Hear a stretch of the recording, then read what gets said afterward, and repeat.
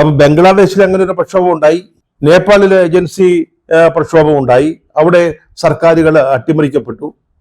അങ്ങനെ സംഭവിച്ചു എന്നുള്ളത് കൊണ്ട് ഇന്ത്യയുടെ പ്രതിപക്ഷ നേതാവ് രാഹുൽ ഗാന്ധി ഇവിടുത്തെ ചെറുപ്പക്കാരെ അഭിസംബോധന ചെയ്ത് സംസാരിക്കാൻ പാടില്ല എന്ന് പറയുന്നതിന്റെ അർത്ഥം എന്താണ്? BJP ആകെ വരണ്ടിരിക്കുക എന്നുള്ളതാണ് ഇതിൽ നിന്നൊക്കെ നമ്മൾ മനസ്സിലാക്കേണ്ടത്.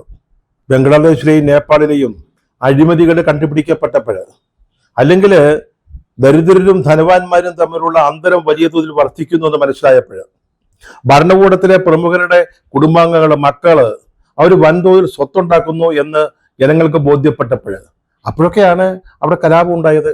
ഇവിടെയും ഈ അഴിമതി വളരെ പ്രധാനപ്പെട്ട ചർച്ചാ വിഷയമാണ്. അതുപോലെ തന്നെ പറഞ്ഞല്ലോ, തെരഞ്ഞെടുപ്പുകളെ തന്നെ അട്ടിമറിക്കുന്ന വോട്ട് ചോരി സംഭവിച്ചുകൊണ്ടിരിക്കുന്നു. ഇതിനെതിരായിട്ട് ജനങ്ങളുടെ പ്രതികരണം ഉണ്ടാവും എന്ന് സർക്കാരിനറിയാം, BJP നേതൃത്വത്തിനറിയാം. അതുകൊണ്ടാണ് ഈ വിഷയം ഉന്നയിച്ചുകൊണ്ട് ജനങ്ങളോട് സംസാരിക്കുന്നതിന്റെ പേരിൽ BJP നേതാക്കള് രാഹുൽ ഗാന്ധിക്കെതിരായിട്ട് തിരിയുന്നത്. അത് വളരെ സ്വാഭാവികമാണ്.